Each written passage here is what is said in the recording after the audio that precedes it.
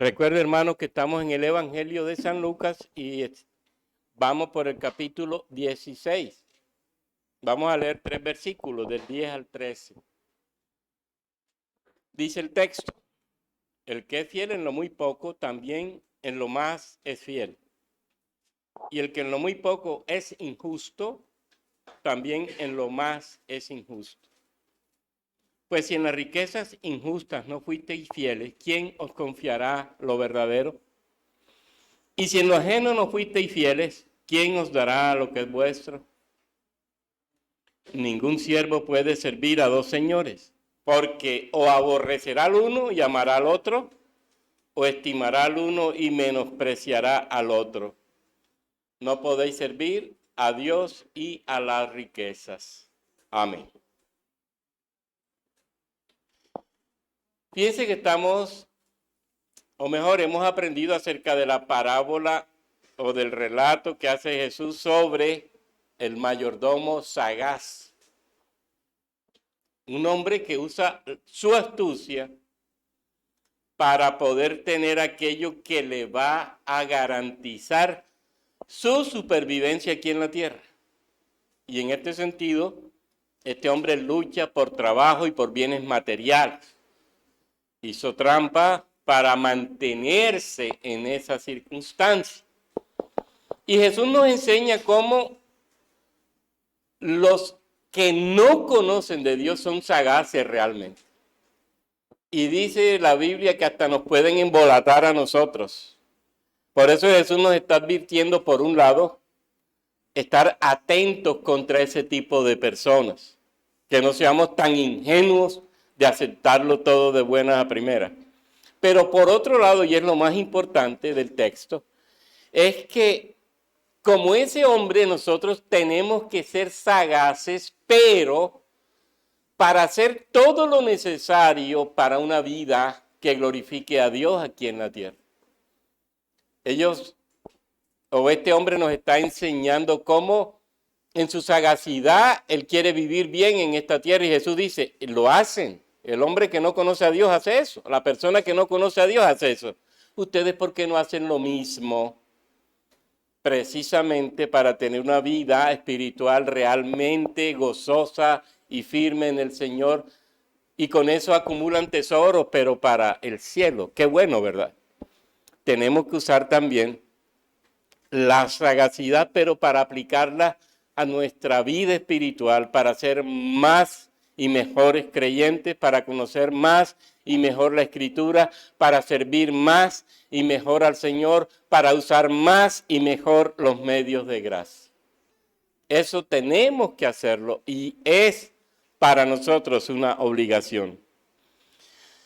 Ese hombre entonces fue sagaz para hacer todo aquello que le produjera bienestar en este mundo, aquí y ahora, como diría Eclesiastés, de este lado del sol. Y fíjense que en lo mucho fue infiel. Y por eso la advertencia de Jesús, en lo mucho fue infiel. ¿Por qué fue infiel? Porque se favoreció él y no el mayordomo. Porque se favoreció él y no el dueño de los bienes. Le falló en la administración al hombre que le estaba dando trabajo, pero le falló con una intención, favorecerse él para permanecer él con todo lo necesario para sostenerse en la vida. Y Jesús nos va a decir, fíjense lo que dice Jesús, si yo fui infiel con riquezas injustas. ¿En qué sentido injusto? ¿Y por qué el dinero se le llama en la Biblia injusto? Precisamente por lo que genera. No porque el dinero sea malo en sí mismo, sino por lo que genera. ¿Y qué genera? Una atracción tan fuerte que las personas podemos hacer cualquier cosa para tenerlo. Y eso es lo que hace este mayordomo. Hace trampas para tener dinero. Y eso es lo que Jesús quiere evitarnos. Que no usemos el dinero bajo el principio de la injusticia, sino bajo el principio de la bienaventuranza, de la bendición. El dinero aprovechado para el bien de los hombres, para el bien mío. Y ese dinero bien utilizado, lógicamente va a redundar en tesoros y bienestar en la eternidad, como lo va a decir el Señor. Entonces, si soy sagaz para aquello, como el mayordomo infiel, que produce vida en este mundo, ¿cómo no serlo para hacer todo aquello que me va a generar una eternidad en gozo y en alegría plena? Nosotros tenemos que hacerlo.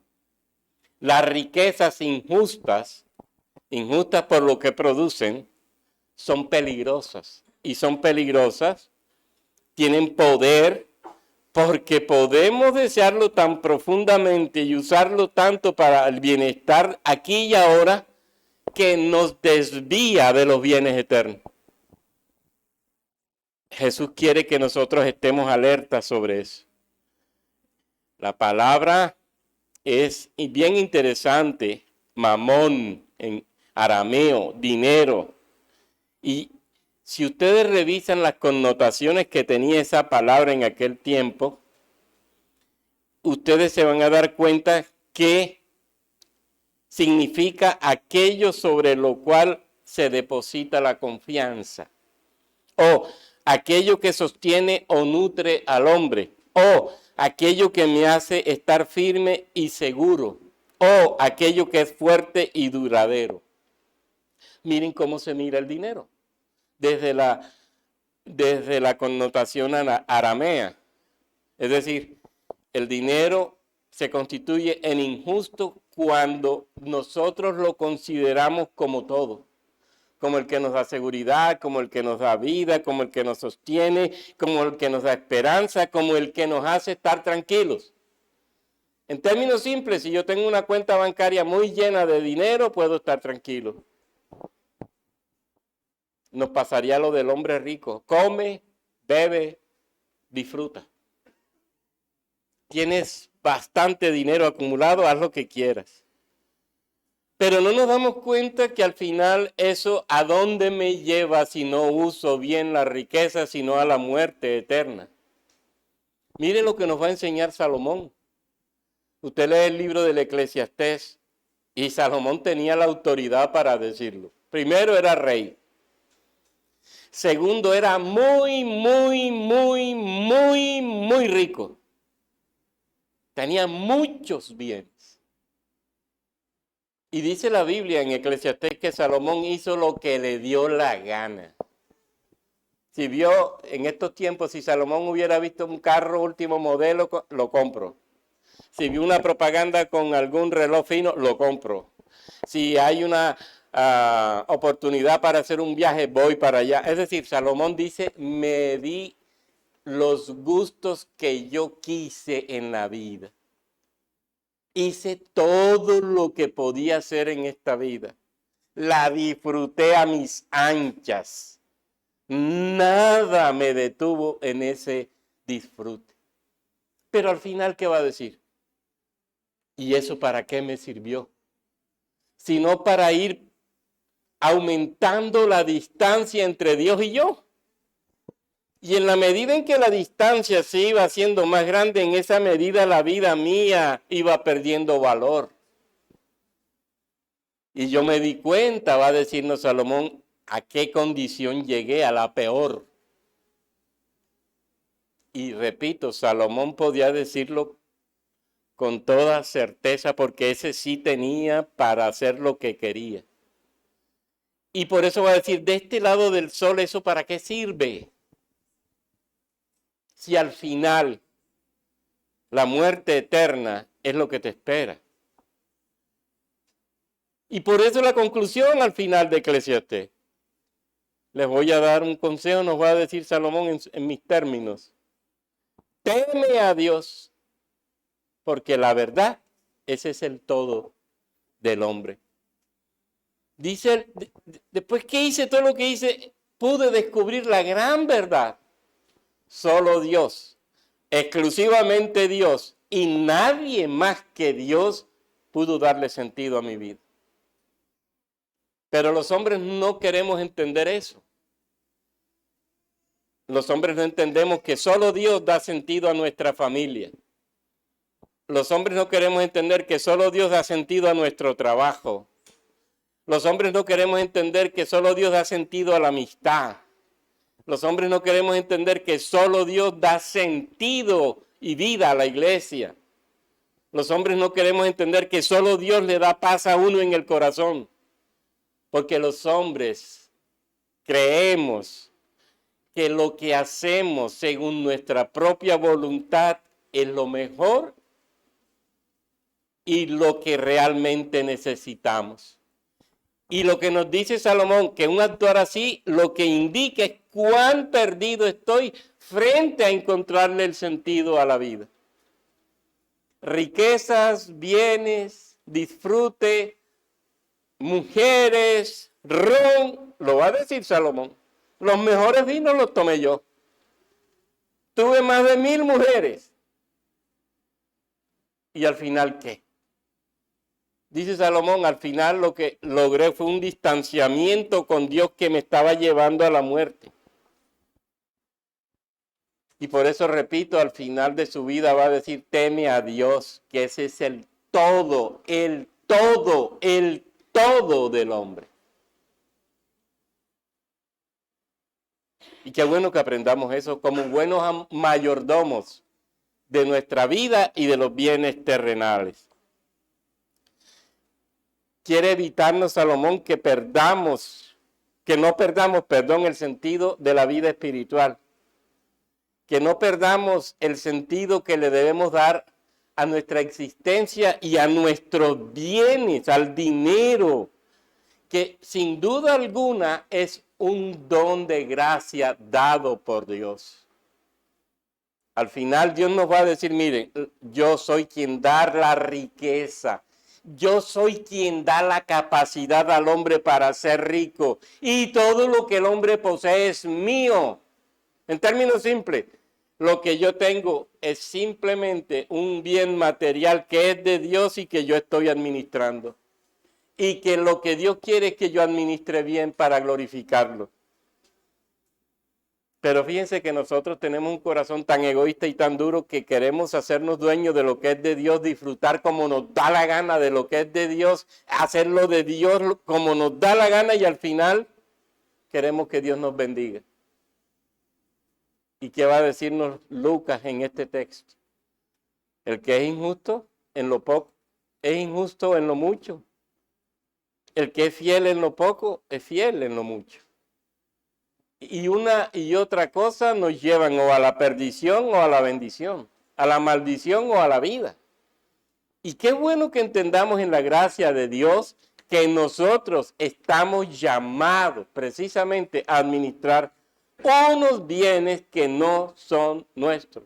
Somos nosotros administradores de los bienes de Dios, no propietarios. No propietarios. Todo lo que tenemos y que de pronto nos llegó por herencia o que nos llegó por buenos negocios o por trabajo, por algún medio, es simplemente una propiedad que nos da Dios para que se la administremos de la mejor manera y le glorifiquemos con eso. Esos bienes materiales, por grandes y maravillosos que sean, no son nada en comparación con el bien supremo de tener a Dios en nuestra vida. Eso es lo que la gente no ha entendido. Y por eso esta economía está como está. Porque creemos que como somos dueños queremos hacer de eso que somos dueños y que creemos que somos dueños, queremos hacer de eso lo que nos da la gana.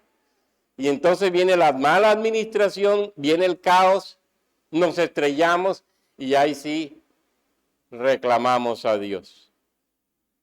Y entonces sí, Dios, ¿qué pasó aquí? Ayúdame. Dios quiere que nosotros disfrutemos de sus bienes, pero que se los administremos de la mejor manera. Y fíjense esto. La Biblia nos acaba de enseñar en el texto anterior cómo los bienes son para usarlos para el servicio de los hombres. Lo que Dios quiere es que no seamos egoístas con lo que Él nos regala en su gracia, con lo que Él pone en nuestras manos por gracia. Pero lastimosamente también nosotros nos encerramos tanto en nosotros mismos que como aquel rico no vemos a Lázaro, nos cegamos, no vemos al pobre, no vemos al huérfano, no vemos a la viuda, no vemos al enfermo, no vemos al necesitado. ¿Y usted cree que Dios, viéndote a ti con los bienes que Él te dio y que quiere que los administres para gloria de su nombre sirviendo, te va a bendecir más siendo egoísta? Esa es la advertencia. Si usted revisa, por ejemplo, al profeta Amós, y acuérdese que el profeta Amós desde el siglo 8 antes de Cristo aproximadamente, ¿qué va a hablar Amós en aquel tiempo? De la injusticia social, de las injusticias sociales de su época. Y él va a condenar de una manera dura a aquella gente que explota a los demás.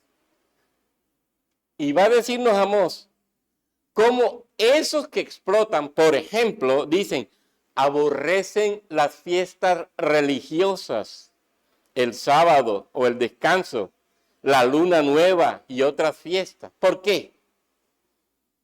Porque Amós dice, ese día, como es dedicado al Señor, tienes que cerrar el almacén. Y como tienes que cerrar el almacén, no te va a gustar porque entonces ese día no vas a ganar.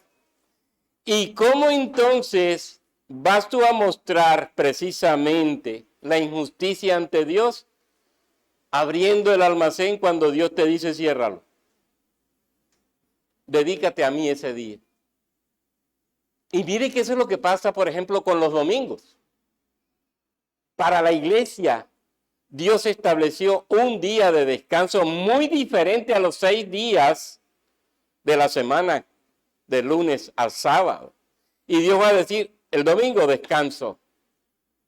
Y descanso para dedicarte a mí. Y somos tan incrédulos y somos tan ingenuos y mostramos nuestra debilidad espiritual teniendo un negocio abriéndolo el domingo. ¿Qué le estamos diciendo a Dios? Mira Dios, si yo pierdo el domingo, pierdo platica. Lo siento Dios, pero yo voy a abrir mi negocio. Y Dios lo que me está diciendo es, no te preocupes, que lo que no recupera, lo que te ganaste el domingo, te lo puedes ganar el lunes doble porque yo te puedo bendecir. Pero es que nosotros no le creemos a Dios. Nosotros no confiamos en Dios. Nosotros decimos que le creemos, pero hacemos lo contrario. Y miren lo que estaba el pueblo de Dios esperando en ese tiempo de Amós. Que la gente entendiera que Dios es el Dios de toda justicia y que cuando uno le dedica el tiempo que Él dice que hay que dedicarle, Él nos va a bendecir. Pero no lo hacemos. No lo hacemos. Y el día de descanso se convierte también en un día laboral. El día para Dios se convierte en un día para usar, para hacer lo que nos da la gana. Y por eso decimos, ustedes aborrecen el día de descanso, ustedes aborrecen los días de fiesta. ¿Por qué? Porque como Dios les prohíbe trabajar, ustedes enseguida piensan, voy a dejar de ganar. Y para no dejar de ganar, abren los negocios. Y Amós los recrimina por eso. Pero Amós también nos va a enseñar cómo ellos recurren a las trampas para enriquecerse. Cualquier parecido con la realidad es pura coincidencia. Vamos a meterle trampa al peso. Ya no son 500 gramos, ya son 420 gramos la libra. Y que no se den cuenta. Ya no es 1 litro, sino 800 mililitros. y en todo vamos haciendo trampa. Y dice Dios, ¿crees tú que yo te voy a bendecir con eso? No te voy a bendecir. Mire cómo manejamos las riquezas para tener más riquezas. Haciendo trampa. Haciendo todo aquello que implica tener más con menos para enriquecerme más rápido. O le aumento el precio.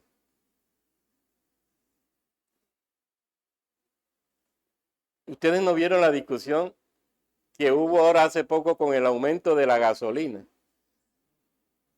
3 días antes del aumento, la gente acumuló gasolina con precio viejo para venderlo luego con precio alto. ¿No vieron la discusión esa? Mire, es que eso es lo que el hombre hace. Trampa. ¿Para qué? Es que me interesa es el billete, como dice uno. El billete, me interesa Carlos Lleras. El verde me interesa mucho. Dios no importa. A Dios déjalo donde tú quieras. Pero en mis negocios no lo metas. ¿Y qué dice Dios frente a eso?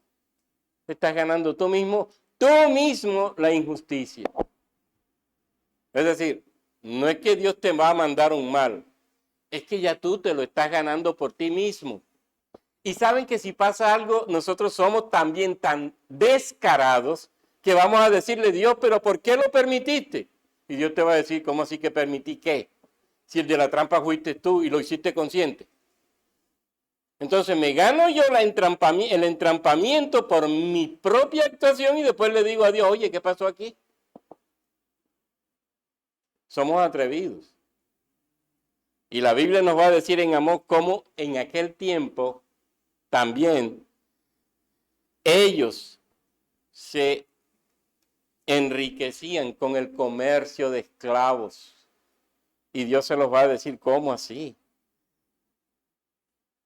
Cambiando a una persona, dice Amós, por un par de sandalias. Es decir, ¿hasta dónde llegó el aprecio por la vida humana? De cambiarlo por nada. O de comprarlo por nada. Dice Dios, ¿voy a estar de acuerdo con eso? Y Amós va a decir, no, Dios no va a estar de acuerdo con eso. Y por eso Amós, guiado por el mismo Dios, va a tener un lenguaje fuerte. Y les va a cantar la tabla. Y va a decirle, miren, después no vengan con cuentos de que la maldición a ustedes les llegó por culpa de Dios. Recuerden, la maldición les va a llegar a ustedes por culpa de ustedes mismos, por tramposos, por bandidos, por perversos. Por ladrones. Así de simple. No lo hacemos nosotros en la casa. Con la muchacha del servicio, que nos ayuda tan bien y tan necesaria que es. ¿Y cómo le pagamos? Buscamos todos los medios para no darle lo legal. Y somos capaces de engañarla para favorecernos de ella. Dios te va a bendecir. Pues si no tienes para pagarle lo justo, entonces mejor no la contrates. O contrátala por hora y págale por hora lo justo. Pero no vengan con el cuento de que Dios te va a bendecir cuando estás usando los bienes para enriquecerte y para favorecerte tú mismo, cuando Dios te los está dando es para que sirvas al otro. Voy a ver cómo violo la ley para no pagar impuestos. Está establecido por ley que hay que pagarlos. ¿Por qué no los pagamos? Voy a ver qué hago. Y me busco un abogado o una persona que me haga la declaración de renta, que me libre de todo lo que tengo que pagar. Porque es que pierdo mucha plata y tú no sabes lo que te puede reportar eso siendo justo en tu pago. ¿No dijo Jesús al César lo que es de César, a Dios lo que es de Dios? Cuando le preguntaron, ¿tenemos que pagarle impuesto al César? Pero es que nosotros, repito, no le creemos a Dios. No creemos que Dios puede bendecirme si yo actúo en justicia pagando los impuestos. Y ahora no me vengan con el cuento de que yo soy petrista o soy de Duque. No, no. Estoy hablando de lo legal, de lo que la Biblia dice.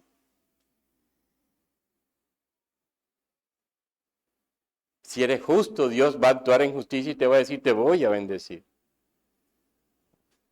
Te voy a bendecir. Y por eso, Amós revela la forma en cómo Dios habla a aquella gente de su tiempo. Inclusive, Amós dice, ustedes hasta se atreven a decir, mis sacrificios, mis diezmos, mis ofrendas, mis.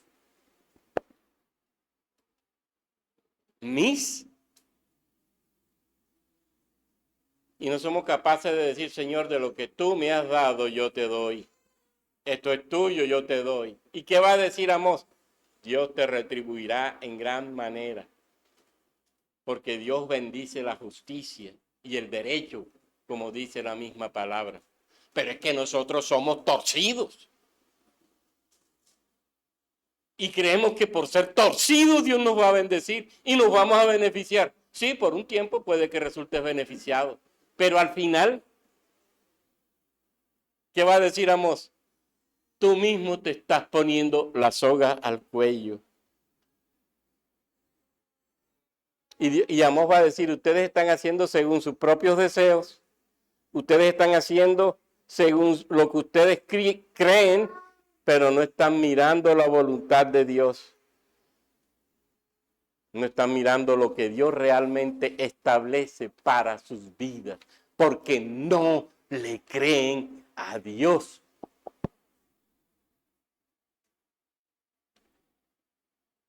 Ahora, es tanta la atracción que ejerce el dinero sobre nuestras vidas. Y el mismo Señor nos va a decir, una advertencia, ningún siervo puede servir a dos señores, porque o aborrecerá al uno y amará al otro, o estimará al uno y menospreciará al otro. No pueden servir a Dios y a la riqueza. O sirves a Dios o sirves a la riqueza, pero no me vas a salir con el cuento que le estás sirviendo a las riquezas y a Dios haciendo trampa. Es imposible encontrarse a gusto cuando las riquezas me encantan tanto y las uso para favorecerme de ellas.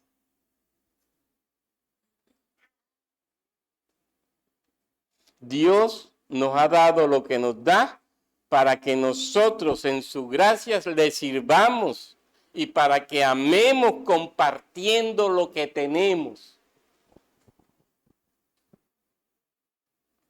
Que Lázaro no pase desapercibido para nosotros. Que podamos ver a Lázaro.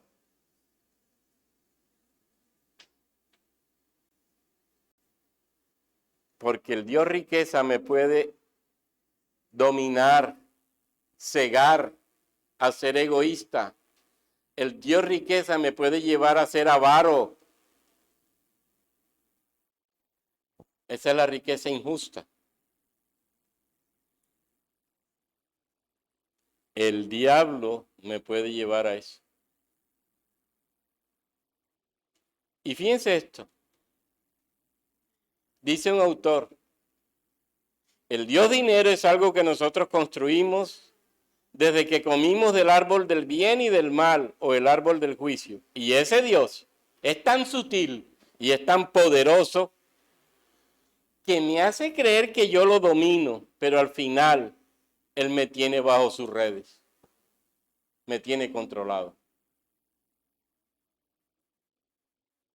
La enseñanza de Jesús por eso se centra en la lucha contra la idolatría del dinero. Se centra en la defensa del primer mandamiento, no tendrás dioses ajenos delante de mí. Que la riqueza no se constituya en tu Dios, que tus bienes no se constituyan en tu Dios, que el dinero no sea tu Dios.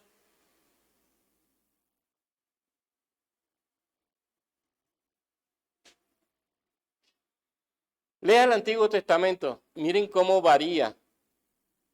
¿Cuáles eran los dioses que temían los judíos? Baal, Astarte, Marduk, Asur, dioses de los pueblos paganos. Y una lista, esa lista es larguísima. Pero Dios, ¿qué les va a decir? Sí, esos son enemigos, pero no son tan enemigos.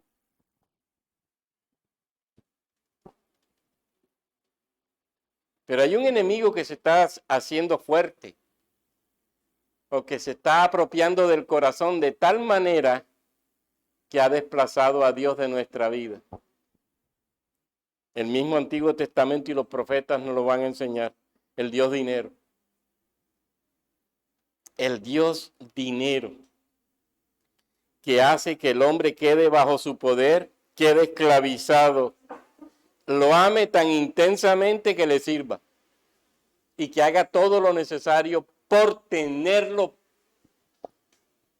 y no importa lo que se haga. Y la Biblia me está diciendo, solo se puede servir o a Dios o a la riqueza. Y fíjense que la Biblia nos enseña, busca primero el reino, lo demás será añadido. Nosotros buscamos primero lo añadido y si acaso después el reino, si acaso.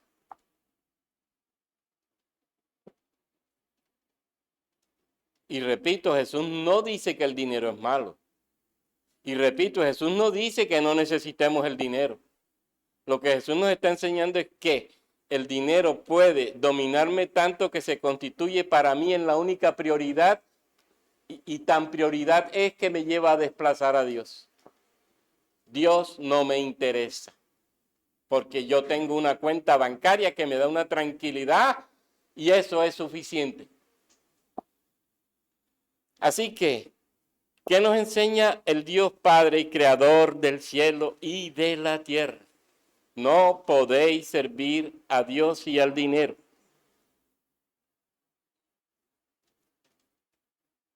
¿Por qué? Mire, al dinero le podemos dar culto. ¿De qué manera? Ya oímos una. ¿Cómo le doy culto al dinero? Mediante la injusticia, como el robo, el fraude, el engaño para tener más. El dinero se constituye en un bien absoluto. Como dice el profeta Amós, quiero tener más, aunque sea usando la injusticia. Primer culto, rendir mi vida a Él, tratando de tenerlo a Él por el medio que sea. Segundo, injusticia indirecta, el egoísmo, no te doy. No te doy. Fíjese, ese no hace daño directo al prójimo, pero hace que nos despreocupemos de sus necesidades. Lo estamos viendo sufrir y si acaso le damos una monedita ahí como para pasar tranquilo en nuestra conciencia, yo le di. Y la tercera forma, bueno, yo les decía ahora la parábola del rico y Lázaro. El rico no ve a Lázaro y tan no lo ve que ni, lo tiene ahí y no lo ayuda. Tenemos una persona frente a nosotros y no la ayudamos. No le damos lo que realmente tenemos que darle como trabajador, como empleado, como lo que es.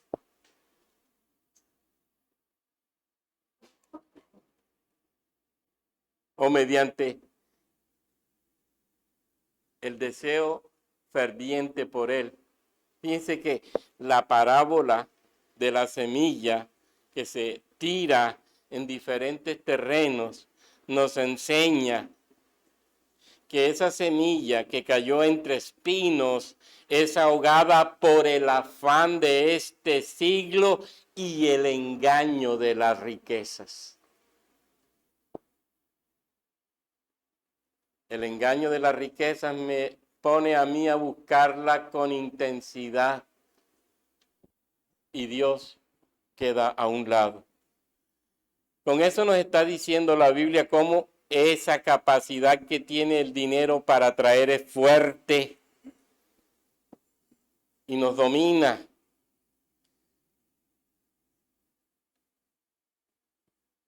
Fíjense que Pablo, inspirado por el Espíritu Santo, nos va a decir, a los que tienen en este mundo, enséñales que no sean altaneros, ni pongan su esperanza en la incertidumbre de las riquezas, sino en Dios, el cual nos da abundantemente todas las cosas para que las disfrutemos. ¿Tienes dinero? Ponlo al servicio de Dios y verás qué pasa con tu dinero. Pero nosotros, repito, no creemos eso. Nosotros creemos que si damos más de lo que tenemos establecido para dar, se nos viene un problema económico encima.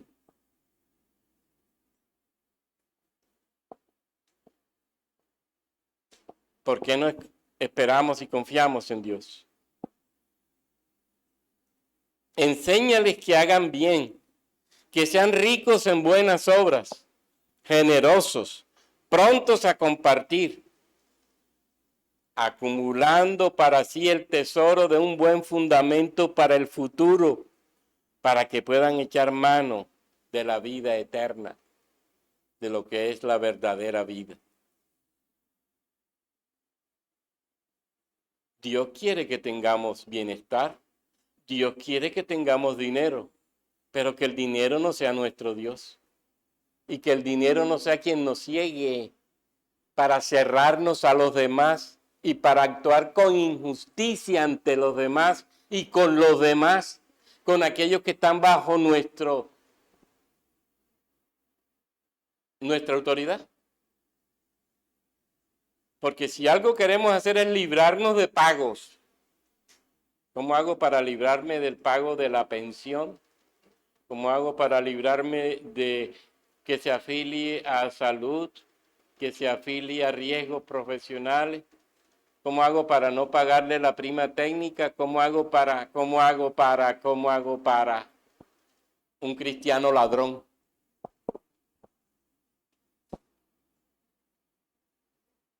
Cristiano ladrón se describen en la Biblia y los hay en la Biblia. Sí los hay. Mateo era uno. Bueno, no lo hay en el sentido estricto. Yo lo que quiero mostrar es que Mateo era un ladrón bandido sin vergüenza.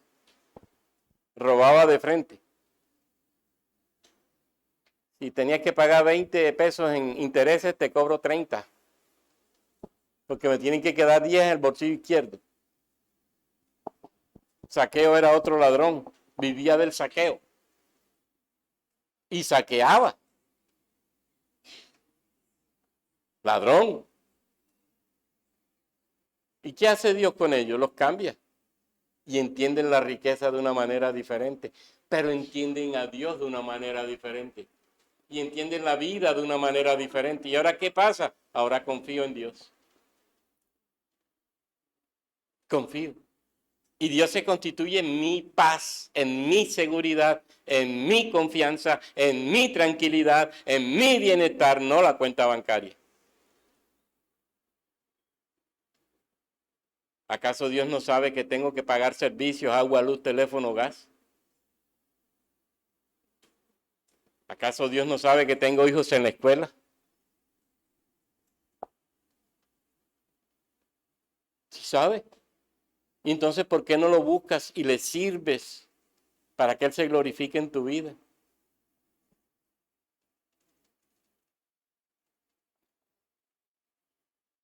Hermano, concluyendo, las riquezas simplemente vienen de Dios y el hombre no debe creer que lo que tiene es para usarlo según su ingenio e inteligencia para favorecerse él mismo, siendo egoísta.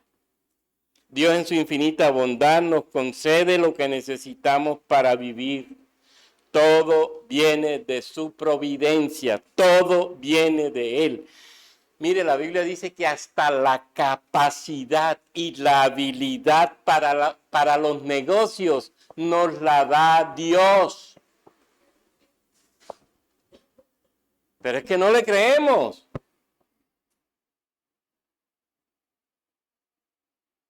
Lo segundo, la Biblia es clara también.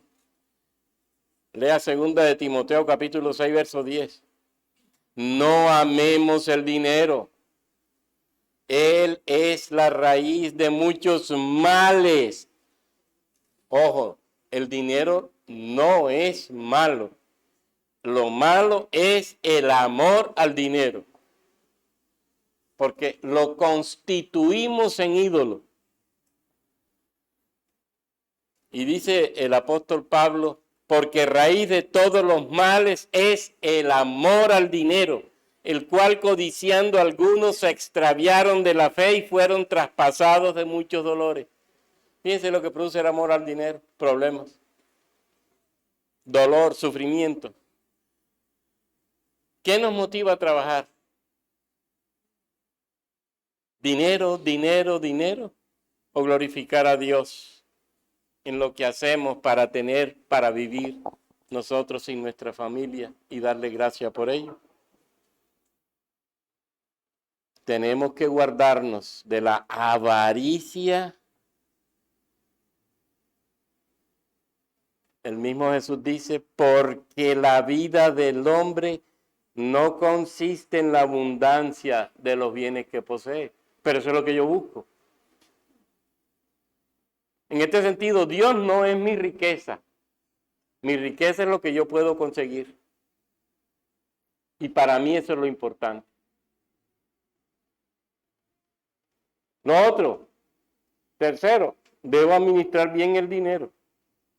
El que es fiel en lo muy poco, también lo será en lo mucho. ¿Qué quiere Dios? Que lo poco o lo mucho que tengamos sepamos administrarlo para su gloria. No, sabemos que tenemos deudas que pagar, asuntos del hogar que necesitan solucionarse con dinero, pero nos lo gastamos en otras cosas que no son necesarias. No hemos entendido lo que significan las deudas obligadas que tenemos, que son deudas permanentes: agua, luz, teléfono, gas, comida. Enfermedades pueden surgir y tantas cosas más que necesitan que nosotros en nuestra prudencia tengamos acumulado para solucionar esos problemas. No, pero es que como nos gastamos la plata en lo que no era necesario.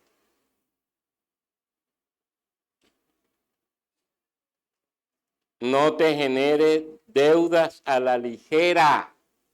Cuarto, calcula sabiendo hasta dónde puedes pagar.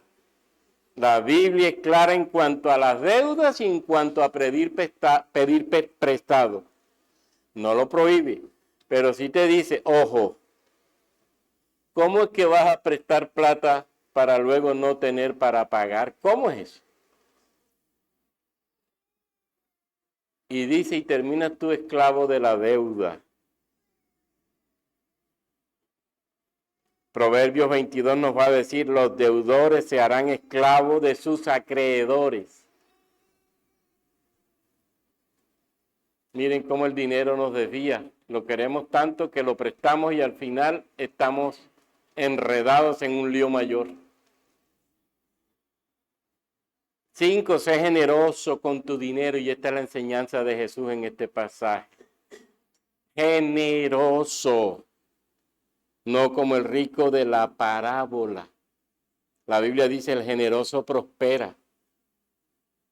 La Biblia dice cómo poderoso es Dios para hacer que abunde en nosotros toda gracia, a fin de que teniendo siempre en todas las cosas todo lo suficiente, abundemos para toda buena obra. Miren, Dios nos da para que sirvamos. Dios nos da para que ayudemos. Dios nos da para que estemos atentos del pobre, del huérfano, de la viuda. Esa era la iglesia del primer siglo. Leas Hechos de los Apóstoles de los capítulos 1 al 4. ¿Y qué va a descubrir ahí? Una iglesia que es consciente del dinero y que sabe que la iglesia sufre y a esos que sufren hay que ayudarlos. Y se hacía efectiva la ayuda. Y dice el texto que hasta algunos vendieron propiedades para ponerla al servicio de la gente. ¿Hasta dónde llegó la generosidad de la iglesia del primer siglo? Y no quiere decir que ellos vendieron todo, no. Está diciendo vendieron algunas propiedades. Si yo tengo 6 propiedades, voy a vender una para darlo a los pobres. Qué bueno. Eso sí. Ahora, ¿qué pensaban ellos? Miércoles, ahora dejo de ganar con lo que vendí y lo regalé. ¿Usted cree que Dios no ha mirado el corazón que ha dado con generosidad? ¿Mm?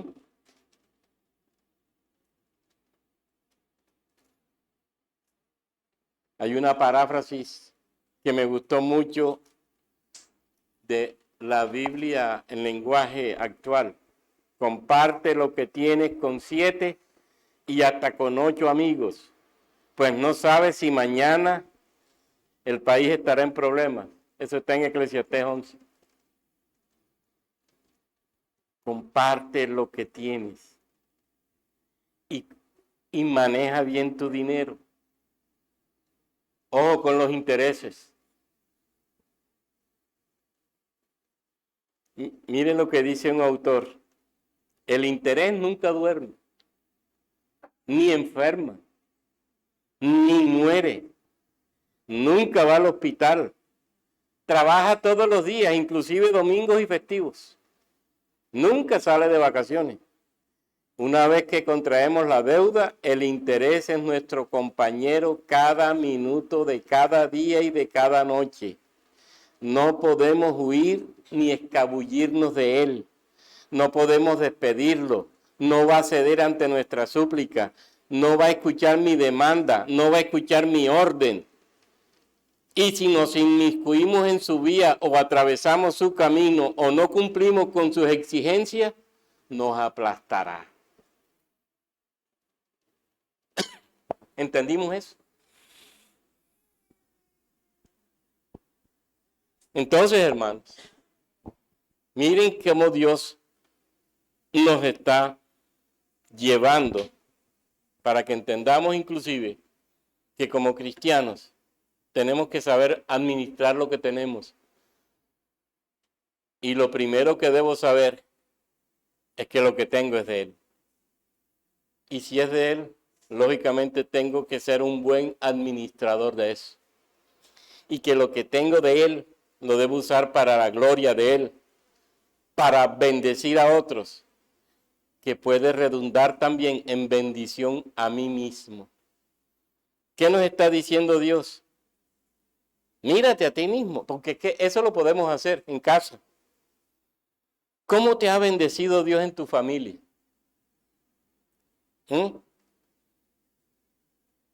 Y con esas bendiciones que Dios te ha dado, ¿cómo has bendecido tú a otros? ¿De qué manera lo has hecho? O si te revisas te vas a dar cuenta cuán poco solidario has sido. Qué vergüenza para nosotros.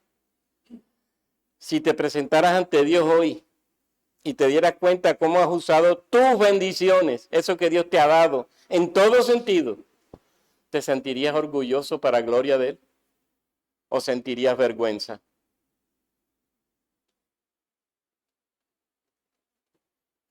Esta semana, en esta que comienza hoy, ¿qué harías con tus bienes para bendecir a muchos?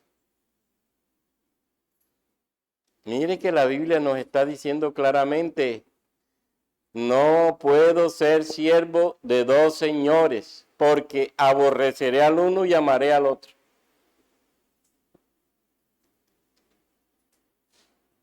El Dios dinero puede dominarme. El Dios dinero puede ser mi Señor. Y lo perseguiré tan fuerte que Dios me importará nada.